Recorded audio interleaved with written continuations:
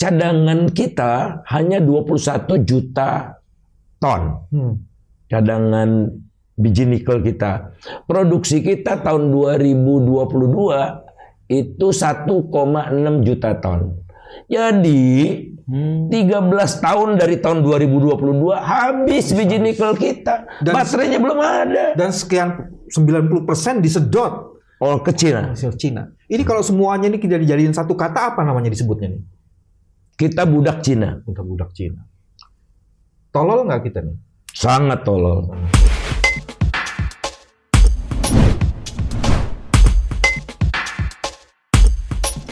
Bismillahirrahmanirrahim. Assalamualaikum warahmatullahi wabarakatuh. Assalamualaikum. Teman-teman, jumpa lagi di channel ini, channel yang terus-menerus ingin menjaga kewarasannya. Hari ini ada dua punggawa kewarasan.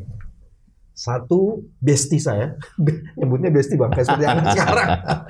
Sobat Novel Baswedan, Mas, gimana Mas? Alhamdulillah. Kalau hari Senin gini kita pakai baju putih-putih gini. Iya.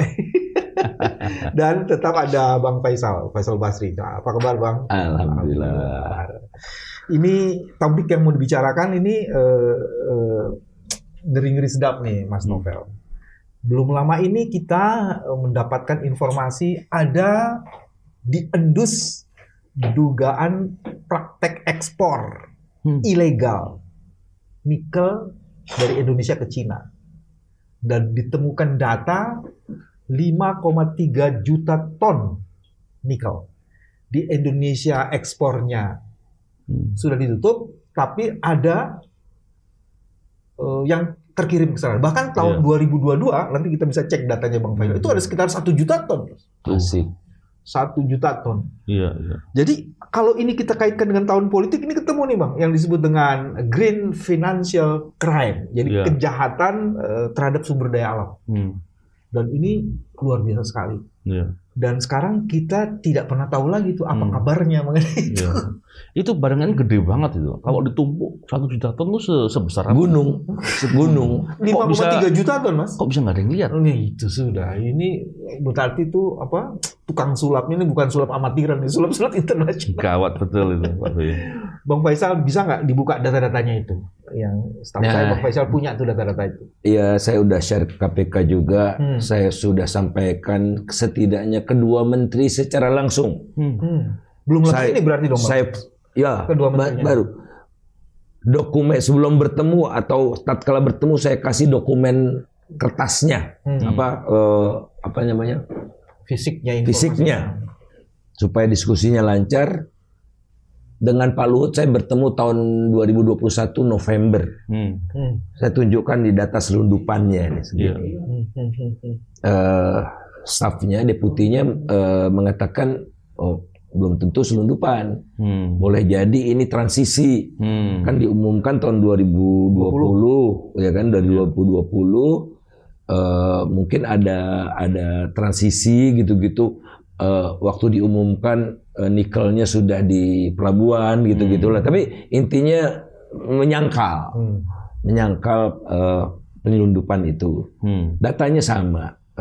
Data saya dengan data kantor Pak Luhut sama. Sumbernya dari mana? Dari ITC. Tidak perlu kita tanya bea cukai Cina. Jadi di International Trade Center itu ada data betul data ekspor Indonesia ke China itu pakai data BPS. Nol datanya. Nah, tapi kan kita bisa lihat juga impor China dari Indonesia, dari bea cukai China. Nah, disitulah keluar data tahun 2020 masih mengalir biji nikel China. Ini yang formal loh, ini yang ada di data formalnya. 3,3993 juta ton. 393 ton. 4 juta ton lah ya. 4 juta ton. Persisnya 3.993 juta ton. Itu tahun 2000. 3.999.000 ya. Jangan sampai salah ini kita. Nah, kemudian kalau transisi 2021 aja dong, 2020 aja. 2021 masih ada 839.000 ton. Mau tahun politik nih 2022, masih belum tahun politik ya. 2022 1 1.087.000 ton, masih di atas 1 juta ton. Jadi kalau di jumlah itu 5,3. Nah, data KPK mungkin ada kekeliruan. Kata KPK itu data 2022 sampai bulan Juni atau Juli. Ini udah full. Saya datanya udah full 2022 itu udah full 1, sekian itu juta udah full. ton. Ya. Tapi yang menarik tuh gini, Bang. Data dari BPS itu 0 ya, yang mau diekspor. Ya. Jadi kan sementara yang di Cina di International Trade Center itu di bawah WTO itu, World Trade Organization, di bawah PBB. Dan itu ada barang yang diterima di Cina gitu. Jadi artinya sistem di sini memang saya mau bilang sistemnya nipu tuh. Untuk menghilangkan memang sudah tidak ada itu. Betul. Dan itu nilainya berapa, Bang? Itu kan baru tonnya. Kalau saya ada data 2020 lah ya. 2020 itu data harga per tonnya itu $69,5 per ton di pasar Shanghai. Kenapa pasar Shanghai? Karena kan Indonesia China kan. Jadi kalau smelter China itu belinya berdasarkan pasar Shanghai. 69,5, kemudian semester 1 2021 79,6, Juli September 2021 82,7, selama 2022 ada per bulan saya punya datanya ada. Nah, jadi tinggal kali aja dengan harga internasionalnya. Ya, kalau di hitungan KPK itu kan ada bentuknya royalty dan ada kerugian. Dan itu di kerugiannya itu kalau nggak salah sampai 15 triliun lebih selama 3 tahun itu ya. Ya, setidaknya kan pemerintah bisa dapat pendapatan dari pajak ekspor 10%, setidaknya 10%. Yang menarik bagi saya itu 3 hal tuh. Nanti saya bagi juga pertanyaan ke Mas Novel. Pertama, selain tadi data 0 di BPS sehingga kemudian kita jadi manipulatif, tapi ini sudah diberitahukan kepada pejabat yang paling mempunyai otoritas dan punya kompetensi di bidang itu. Tadi kepada Pak LBP gitu. Pak LBP sama Pak Bahlil. Terus? Dan saya sampaikan juga ke yang lain-lain yang bukan menteri. Terus apa responnya tuh? Ya itu, berkilah dulu. Oh, nanti saya sampaikan, Bang, ke presiden gitu-gitu.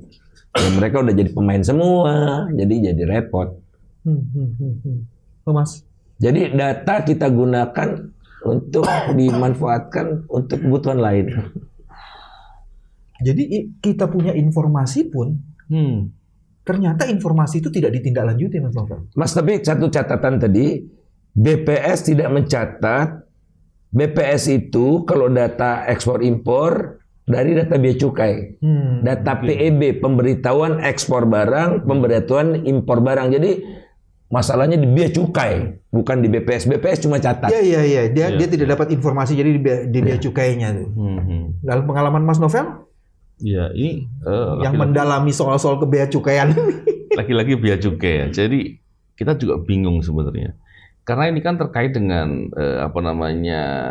pendapatan negara. Dan bea cukai itu kan bicaranya bukan hanya pendapatan negara, tapi bicara kepentingan negara. Karena ada beberapa hal terkait dengan pembatasan atau pelarangan terkait dengan ekspor ataupun impor. Dan itu pasti berhubungan dengan industri dalam negeri. Jadi kalau kemudian hal yang sebesar ini saja bisa lolos, dan lolosnya itu karena kan nggak sekali berangkat nih, kan itu Pak Faisal ya. Setiap hari barangkali ada shipment. Dan besar sekali bentuknya, artinya kalau dikumpulin gunung tadi ya kita lihat ya. Tapi ternyata bisa lolos. Kalau yang begini bisa lolos, jangan-jangan memang sudah banyak sekali yang pola-pola begini. Dan kekhawatiran kita bukan hanya terkait dengan pendapatan negara melalui bea yang kemudian harus didapat tapi kemudian tidak bisa didapat. Dan itu nilainya tadi angkanya triliun juga besar. Tapi kepentingan negara untuk melindungi industri dalam negeri atau kepentingan negara untuk mendorong kebijakan ekonomi, contohnya terkait dengan ketenagakerjaan dan lain-lain, jadi loss semua. Dan ini yang begini separah ini terus kemudian masih dibiarkan, siapa yang mau dilihat? Itu kan ada yang menarik dan selalu dijadikan cover tuh, Bang Faisal. Loh, kenapa tidak diekspor karena ingin ada smelter di sini? Diolah. Kan? Mau diolah di sini. Dengan diolah, kemudian akan ada proses hilirisasi. Tenaga kerja akan keserap. Ya kan? Tapi apa betul begitu? Saya nggak ngerti itu. Apa sesungguhnya yang terjadi? Gitu? Kalau di buku teks, istilahnya itu untuk memajukan industrialisasi. Okay. Jadi kita tadinya mengekspor bahan baku, bahan bakunya diolah, setengah jadinya diolah jadi barang jadi. Kita mengekspor, kalau nikel tuh ngekspor garpu, ekspor sendok, ekspor panci. Udah ada produk jadinya gitu ya. Nah, tapi kalau hilirisasi, pemerintah nggak pakai istilah industrialisasi, hilirisasi. Jadi diolah saumprit aja udah hilirisasi kan? Oh. Nah, jadi yang diolah itu biji nikel belum jadi panci. Biji nikel diolah kira-kira 15-20% dalam bentuk nickel pig iron. Bongkahan. Bongkahan. Nickel pig iron itu masih bongkahan. Jadi bongkahan gitu. Dari pasir, dari tanah pasir. Tanah jadi bongkahan. Jadi bongkahan. Apaan industrialisasi itu? Belum. Itu namanya nickel pig iron. Nah, diolah lagi lebih jauh lagi jadi ferronikel. Ferronikel itu udah bentuk biji-biji yang seperti coklat kecil-kecil tuh. Iya. Masih belum iron and steel seperti yang Pak Jokowi gembar-gemborkan, wah ekspor kita meningkat 500 triliun. Itu mah sebagian besar itu. Nah, kita dua aja deh, nickel pig iron dan ferronikel. Itu logikanya kan diolah kembali oleh perusahaan panci segala macam itu yang ada di sini atau Krakatau Steel gitu yang ada di sini. Enggak, itu hampir 100% diekspor ke Cina. Jadi yang pig iron itu juga diekspor ke Cina hampir 100%. Data-datanya ada, udah saya kasih Mas Bambang. Jadi bisa diceritain sedikit nggak data-datanya? Jadi datanya ini contohnya ya, ferronikel nih. Ferronikel pada tahun 2022 dikasih tunjuk ke sini Bang. Dikasih tunjuk ke ini. Ferronikel itu pada tahun 2022 ekspor ke Cinanya mencapai 90%. Oke. Ada sih ke tempat lain tapi 90% untuk, jadi hilirisasi di Indonesia adalah untuk menopang industrialisasi di Cina, tepatnya seperti itu. Untuk mendukung industrialisasi di Cina. Tapi kok bisa diklaim Pak Jokowi tadi bilang bagaimana? Pak Jokowi bilang tadinya kita ekspor besi baja, ekspor besi baja ini, ekspor besi baja kita itu cuma tahun 2016 ya, 2016 itu nggak sampai 1 miliar dolar. Sekarang sudah mencapai 12 miliar US dollar. Kan puluhan kali lipat kan. Nah, Pak Jokowi bilangnya besi baja. Nah, besi baja itu namanya kode HS, kode harmonize sistemnya, kode barangnya 72. Tapi di 72 itu ada 7201, 72 banyak sekali. Nah, Pak Jokowi nggak bilang ke rakyat bahwa dari 72 itu paling banyak ekspornya adalah 7201, 7202. Makin dekat ke 72 itu makin raw dia.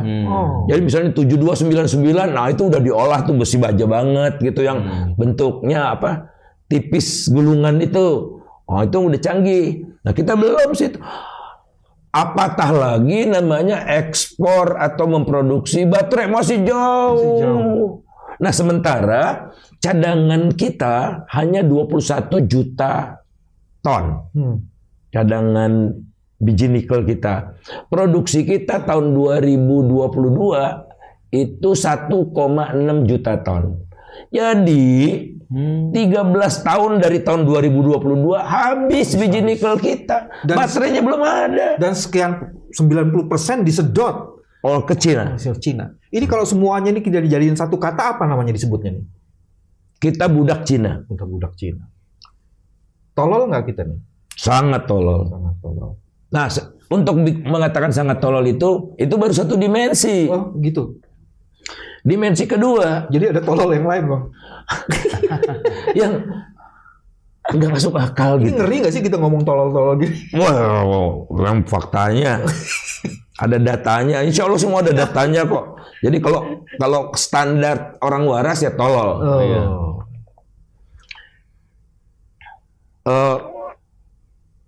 Nikel dilarang. Oke. Jadi si smelter itu belinya harganya berapa? Nah, Biasanya kan kita harga internasional. Iya.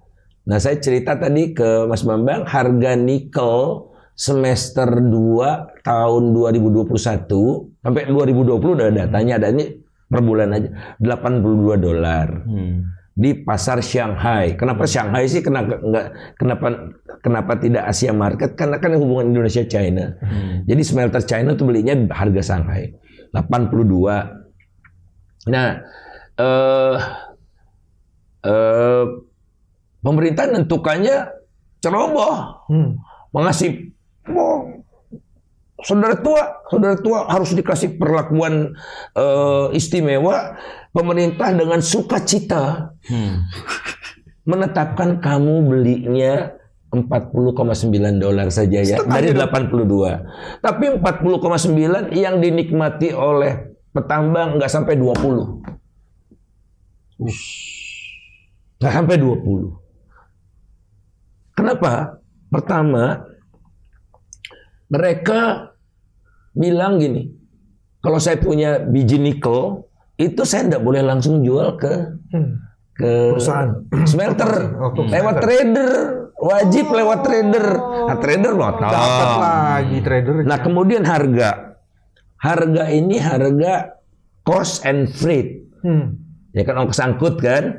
Nah, harga ongkos angkutnya itu cuma $2. Mereka mau masukkan. Padahal kenyataannya ongkos angkutnya $10. Jadi yang $8 ditanggung oleh petambang kan. Itu udah 8, tambah tadi itu berapa. Nah, kemudian surveyornya untuk menentukan kadar nikelnya 1,8%. Ornya itu ya. Ornya 1,8%. Kalau di bawah 1,8 itu didenda. Denda. Kemudian yang menentukan surveyornya Ada lagi. smelter tentukan. Jadi bagian dari jaringannya dia. Iya, suka-suka dia aja. Yang menang itu kemarin rame di DPR tuh sudah. Tapi udah gitu diem lagi. Saya juga harusnya DPR-nya itu follow up ya. Bukan dia marah-marah terus datang setoran gitu, terus diem gitu. Mudah-mudahan nggak begitu. Nah, kemudian menariknya lagi, nggak lazim, ini tidak lazim. Surveyor menguji kadar magnesium sama kadar, kalau ada magnesiumnya terlalu tinggi, denda lagi gitu. Di pelabuhan angkut disurvei, pelabuhan muat ya namanya, pelabuhan muat disurvei, pelabuhan bongkar disurvei lagi, dan hasilnya hampir selalu beda. Emang ada pengaruh tuh diangkut dari sini? Adalah misalnya penguapan gitu, tapi kan ini tambang bukan kalau beras penguapan gitu. Tapi itu untuk menunjukkan betapa pada akhirnya misalnya ya nikel saya di bawah standar, diperiksa di pelabuhan muat sesuai, di pelabuhan bongkar tidak sesuai, terus udah deh diskon harganya $5. Emangnya saya mau nolak? Nggak bisa kan? Kalau mau nolak, saya harus ngangkut lagi kan, omong kosong. Nah, begitulah praktik-praktik. Jadi kita tidak berdaulat. Yang menentukan surveyor mereka, yang menentukan trader mereka, yang menentukan macam-macam mereka. Dan smelternya mereka juga. Ya, mereka ini maksudnya siapa? China. Perusahaan smelter yang dari 22-21-nya China. Iya. Ini kan kalau begitu sebenarnya itu kan rent seeking, Mas. Jadi orang tuh dihisap gitu ya untuk membayar macam-macam gitu, sehingga kita tuh cuman ya itu yang disebut dengan ekstraktif itu, Bang, ya kan? Jadi Iya. Memang praktek bahaya. korupsi kayak apa ini, Mas Novel? Memang apa ya? Serem sekali lihatnya ya. Satu lagi Mas, boleh nggak? Boleh, Pak. Kan nggak istimewa kan? Iya. Cuma menghasilkan NPI dan ferronikel, tapi dikasih tax holiday 20 tahun lebih. Tax holiday 20 tahun lebih. Kalau baterai masih make sense. Iya. Ini cuma nickel pick iron. Dan saya sampaikan Pak Luhut, ini kenapa dikasih? Oh kata Seto lagi. Oh kalau untuk yang baru enggak. Nah berarti dia mengakui kan, yang selama ini yang cuma ekspor ferronickel dan nickel pick iron itu dapat tax holiday. Jadi Republik Indonesia ini dapat apanya? Itu yang saya bilang super tolol. Iya. Kalau logikanya gini ya, kenapa kok memihak kepada perusahaan asing ya, dalam hal ini perusahaan Cina itu? Saya khawatir ada pejabat-pejabat pengambil kebijakan punya saham di situ. Saya khawatir ya, semoga enggak. Tapi masa sih kemudian ngasih kebijakan begitu saja? Yang kedua, saya juga khawatir kebijakan-kebijakan itu dilakukan karena adanya suap. Saya khawatir. Logikanya masa sih dalam kutip sebodoh itu gitu. Ini kan konyol ini, kan parah. Faisal bilang super tolol, Mas. Ya, ini kan tololnya super. Jadi melihat situasi ini, saya khawatir terjadinya katanya itu praktek korupsi.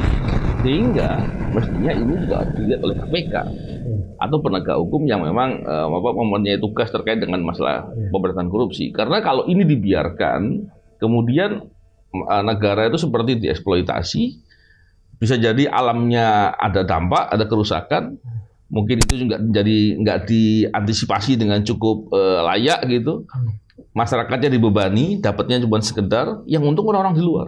Ini kan parah.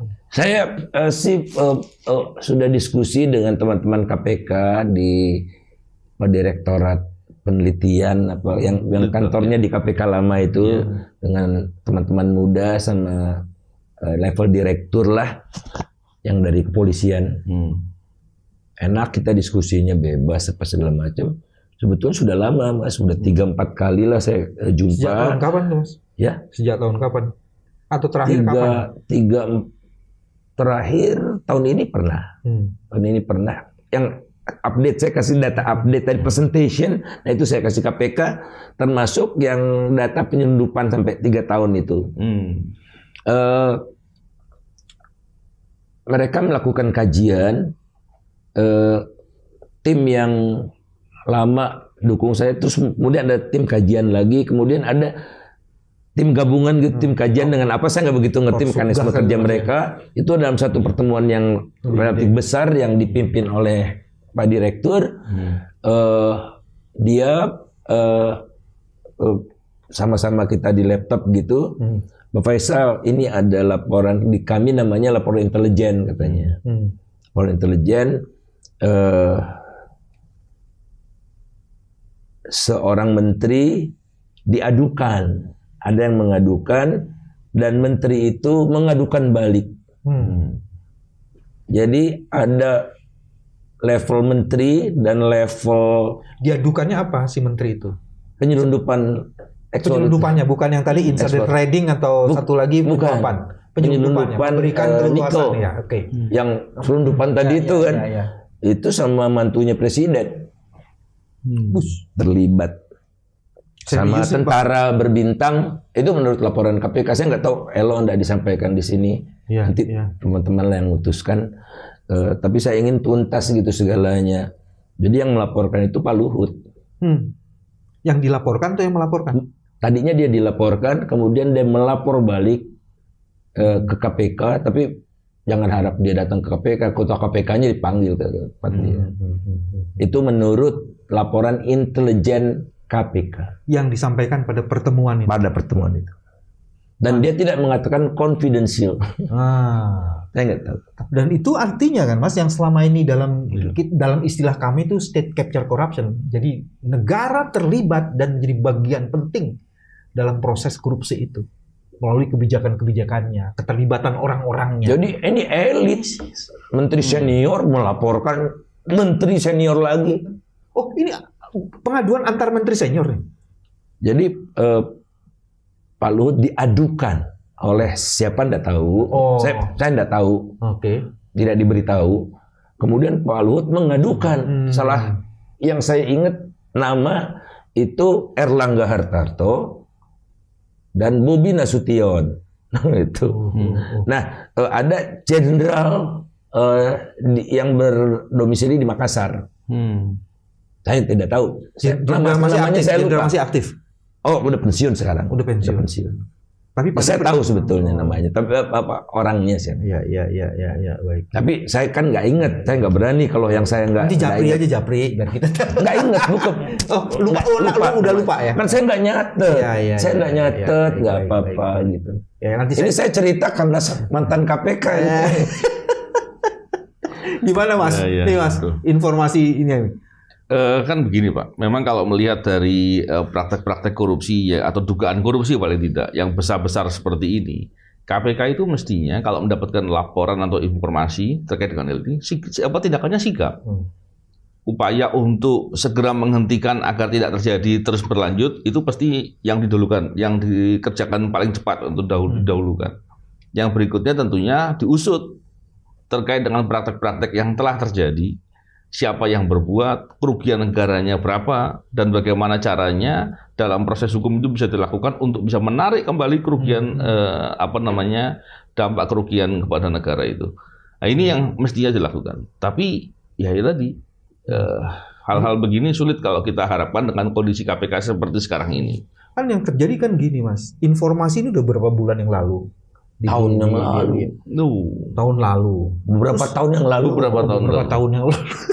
Terus udah gitu KPK juga sudah menyampaikan kan yang 5,3 juta ton itu udah dirilis. Terus kan gayanya pimpinan KPK juga kan Mas Novel hafal banget nih. Kita akan tidak lanjuti. Terus kita sampai sekarang kayak waktu menangkap Harun Masiku lah lebih ya. Sampai sekarang ini ya masih ayam lagi, dan orang-orang yang terlibat itu masih in positioning Mas, dalam posisi-posisi jabatannya. Dan artinya kan gini Mas, nggak ada jaminan bahwa masalah ini tidak berlanjut terus-menerus lagi. Nggak ada jaminannya sama sekali. Padahal saya percaya benar integritas adik-adik yang muda itu ya, yang melakukan penelitian. Jauh mereka udah melakukan kunjungan juga kan. Mas Faisal, kalau penelitiannya mungkin udah ada hasilnya dan mungkin bagus. Apalagi narasumbernya Mas Faisal. Cuman kan problemnya how to execute Mas. Bagaimana menindaklanjuti hasil itu. Terus satu Mas, kita nyinyir terus, kita buka datanya ke publik. Nah ini saya udah sebut nama. Mudah-mudahan tuntas. Baik. Dan saya kecewanya ya, saya udah kasih tahu menterinya ditanya sama wartawan, saya tidak tahu. Padahal Pak Luhut udah tahu dari tahun 2021 paling tidak. Tapi dia bilang kok nggak tahu gitu. Dia nggak usah ngomong deh gitu. Sudah melaporkan juga ke KPK kan? Iya, menurut laporan intelijen KPK. Tapi kondisi itu masih terus berjalan apa sudah berhenti sekarang? Nah, saya itu menjelang ke sini, ini kan datanya 2022. Nah, saya pengen tahu data bulanan. Nah, saya belum ketemu, tapi mudah-mudahan ketemu. Saya rasa masih berlanjut. Masih berlanjut. 2023 ini masih berlanjut. Mungkin sekarang mulai tidak karena udah kebuka. Tapi setengah tahun ini saya rasa masih jalan. Gila. Dan ini mungkin 2-3 bulan Mas tutupnya. Setelah itu kalau ini berhenti nggak ada yang tadi teriak-teriak lagi, selesai barang ini akan jalan terus. Dan misalnya tadi kan ekspor 500 triliun. Uang ekspornya itu kan tidak masuk ke Indonesia, masuk ke negaranya, kan kita rezim devisa bebas. Kan pemiliknya 100% mereka. 15 triliun Mas, bukan 500 triliun, 15 triliun kalau KPK. Nilai ekspornya 500. Nilai ekspornya. Nilai ekspor total. Baik. Yang dikomplain, ini dari nggak sampai 1 miliar jadi 500 triliun gitu kan. 12 miliar US dollar. Saya menduga siapapun yang mendengar channel ini akan terganggu kewarasannya kalau kita tidak mampu berpikir dan bertindak untuk menjaga kewarasan ini. Belum yang lain-lain lagi Mas. Ini banyak ini. Itu baru bagian kecil ya Pak. Tenaga kerja dari China yang masuk itu tidak pakai paspor. Oh iya? Cari kertas aja, pakai visa kunjungan. Bukan visa tenaga. Kita kan boleh memasukkan pekerja yang ahli. Nah, kalau pekerja ahli yang masuk itu harus bayar $100 per bulan. Nah, uangnya itu dikumpulkan di Depnak, Kemenaker, untuk mentraining pegawai kita, gitu kan. Kalau mereka visanya kunjungan, rugi negara $100 per bulan per orang. Berapa lagi? Ada hitung-hitungannya sudah. Kalau itu boleh dijapri kalau yang ratusan. kalau bisa dibuka Saya tidak ada karena datanya hard copy. Saya kirim hard copy-nya. Oke. Nanti kita bisa tampilkan itu hard copy. Terus katanya pekerja ini datang ahli. Ahli kan. Nah, saya buka dong websitenya perusahaan smelter Cina yang ada di Indonesia yang bahasa Mandarin itu, ya kita terjemahkan pakai penerjemah disumpah. Ternyata pekerjanya banyak yang tukang kebun, satpam, ahli statistik, aset gitu. Terus koki, juru masak, gitu. Dan Pak Luhut waktu itu bilang, enggak, tenaga kerja itu datang ke Indonesia itu men-setup pabrik. Atur-atur. Udah gitu dia pulang. Nah, itu saya tunjukkan dat ini Pak datanya nih Pak, tukang kebun segala macam, diam dia. Jadi elit tahu. Iya. Bahkan orang yang ingin mempersoalkannya ditutup mulutnya di sebagian. Ya, Mas, udahlah, nggak usah ikut-ikut campur.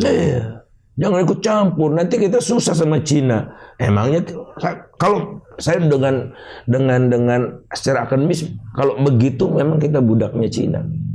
Atau bahasa halusnya barangkali kitalah pendukung utama industrialisasi di Cina untuk iron and steel sebagai budaknya. Balik lagi kacau betul. Sudah harganya 80 sekian dolar, kita ini cuma setengahnya. Terus gitu kemudian bikinnya di tempat kita dapat diskon sebanyak itu, nggak kena pajak, tenaga kerjanya juga bisa kunjungan, artinya tidak ada penerimaan apa-apa negara. Terus negara dapat apa? Dapat limbahnya, dapat dampak lingkungannya. Kalau pekerja kita ada kan harus diakui kan dulu ada berantem kan. Pekerja kita tuh gajinya dekat-dekat ke UMP lah. Kalau gaji mereka itu berdasarkan penawaran dari perusahaan Virtue Dragon di China itu, waktu mereka buka lamaran di websitenya itu 17 sampai 54 juta. UMR-nya jauh sampai betul. 4 juta. Kalau UMR kita yang di sana mungkin nggak nyampe 4 juta, 3 jutaan mungkin, atau 2 juta barangkali. Itu yang dibilang ada kinerja naik sekian persen karena menghasilkan itu. Dulu kan ada statement-statement. Iya, kinerja ekspor itu naik, emang naik, tapi devisanya kok rupiah melorot terus. Rupiahnya harusnya kuat dong. Iya. Bang Faisal, kita harus berhenti di sini, Bang Faisal. Teman-teman, inilah informasi-informasi yang mengganggu kewarasan kita, sehingga channel ini menjadi penting untuk menjaga kewarasan. Terima kasih, sampai ketemu lagi. Assalamualaikum warahmatullahi wabarakatuh. Waalaikumsalam warahmatullahi wabarakatuh.